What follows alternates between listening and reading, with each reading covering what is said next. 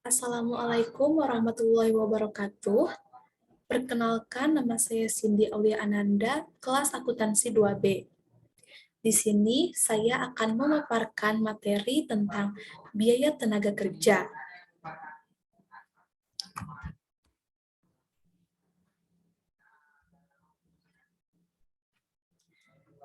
Saya akan memaparkan tentang definisi biaya tenaga kerja, klasifikasi tenaga kerja, komponen biaya tenaga kerja, produktivitas tenaga kerja, dan sistem akuntansi tenaga kerja. Yang pertama, definisi tenaga kerja.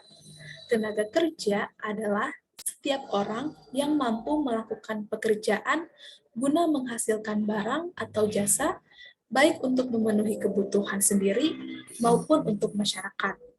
Dalam arti lain, tenaga kerja adalah penduduk yang bekerja aktif menghasilkan barang dan jasa. Kelompok yang siap bekerja dan sedang mencari pekerjaan. Bisa dikatakan bahwa tenaga kerja adalah orang yang bekerja atau mengerjakan sesuatu, pekerja, pegawai, dan sebagainya.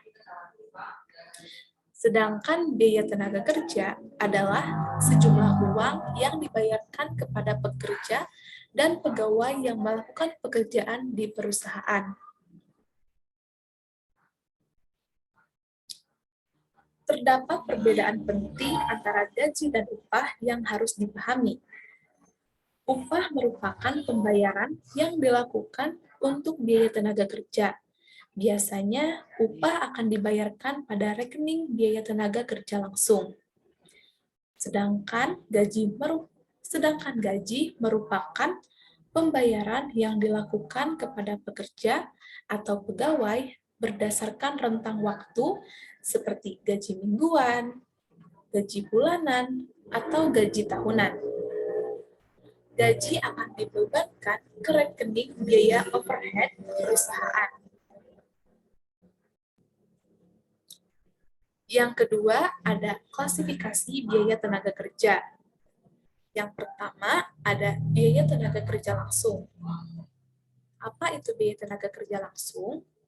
Biaya tenaga kerja langsung adalah biaya yang terkait dengan produksi produk dan jasa. Perusahaan menghitung biaya tenaga kerja langsung dengan jam kerja yang dibutuhkan untuk menciptakan produk bagi pelanggan. Yang kedua, ada biaya tenaga kerja tidak langsung. Biaya tenaga kerja tidak langsung bukan merupakan bagian dari proses produksi dan hanya dibebankan sebagai biaya bagi karyawan yang membantu di area lain dalam organisasi. Yang ketiga, ada komponen biaya tenaga kerja. Yang pertama, ada gaji dan upah pokok. Gaji pokok alias upah pokok merupakan bentuk imbalan dasar. Imbalan ini dibayar perusahaan kepada pekerja. Besarnya sendiri diukur berdasarkan tingkat atau jenis pekerjaan. Nilainya juga disepakati oleh perusahaan dan pekerja. Yang kedua, ada program upah insentif. Untuk meningkatkan produktivitas tenaga kerja adalah pemberian kompensasi tambahan kepada karyawan melalui program insentif. Program insentif merupakan program yang dirancang oleh perusahaan untuk memberikan penghargaan lebih kepada karyawan yang berhasil mencapai prestasi di atas standar secara proporsional dengan kelebihan prestasi tersebut. Adapun tujuan program upah insentif, yang pertama, merangsang karyawan untuk memproduksi lebih banyak produk. Yang kedua, memberikan kompensasi yang lebih besar kepada karyawan sesuai dengan prestasinya. Yang ketiga, mengurangi biaya produksi per unit. Lalu yang ketiga ada upah lembur dan premi lembur. Premi lembur adalah biaya yang diberikan kepada tenaga kerja atas karyawan yang bekerja di luar jam kerja reguler. Biasanya berbeda perusahaan dapat berbeda pula kebijakannya, tetapi tetap mematuhi perundang-undangan. Lalu ada program pensiun. Program pensiun merupakan dana yang sengaja dihimpun secara khusus dengan tujuan untuk memberikan manfaat kepada karyawan pada saat mencapai usia pensiun, meninggal dunia, atau cacat. Dana yang terhimpun ini dikelola dalam suatu lembaga yang disebut trust, sedangkan pengelolanya disebut trustee, atau dapat juga dilakukan oleh perusahaan asuransi atau badan lain yang dibentuk secara khusus untuk mengelola dana tersebut. Yang terakhir ada pajak penghasilan karyawan atau PPh pasal 21.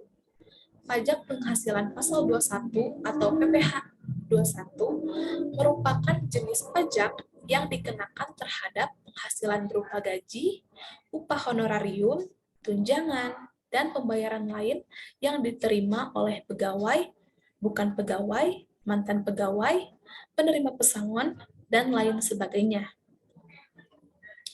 Yang keempat, ada produktivitas tenaga kerja.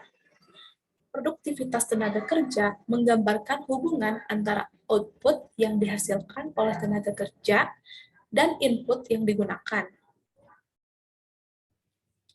Output dapat meliputi barang atau jasa yang dihasilkan. Input merupakan sumber daya ekonomis yang juga dapat meliputi barang atau jasa yang dikorbankan. Perusahaan menggunakan rasio produktivitas untuk mengukur produktivitas. Rasio produktivitas merupakan perbandingan antara output yang dihasilkan tenaga kerja relatif dan standar kinerja yang telah ditentukan. Ukuran kinerja aktivitas produksi menggunakan tenaga kerja sebagai tolak ukur, yang mana produktivitas diukur melalui output fisik atau produk atau jasa per jam tenaga kerja. Dapat dihitung dengan cara rasio produktivitas sama dengan output per input.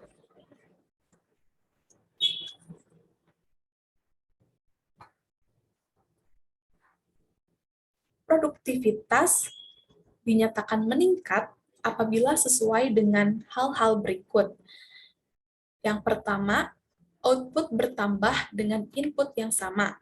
Yang kedua, output tetap dengan input yang semakin kecil. Yang ketiga, output bertambah dengan input yang lebih kecil.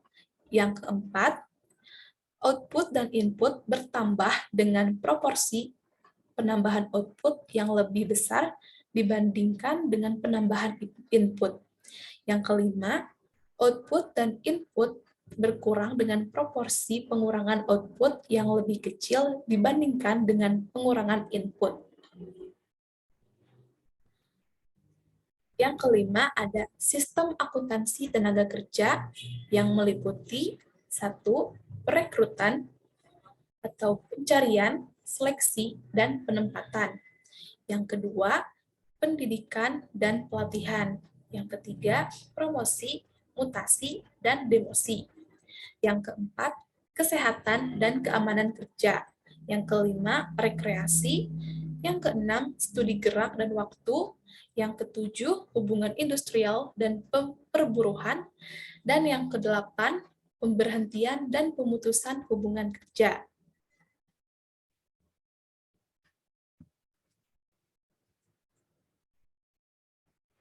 Cukup sekian yang bisa saya sampaikan. Mohon maaf apabila ada kesalahan kata dan perbuatan.